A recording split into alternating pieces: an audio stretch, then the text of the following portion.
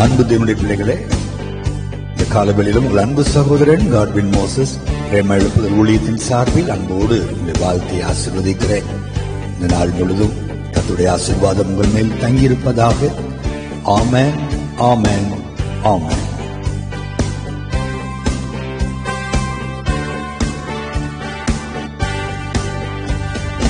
அல்லேலூயா, நம் தேவன் சர்வ வல்லவர்.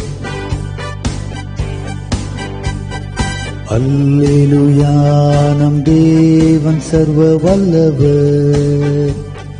ஆமென், சர்வ வல்லவர். நம் தேவன் சர்வ வல்லவர். ஆமென், சர்வ வல்லவர். நம் தேவன் சர்வ வல்லவர்.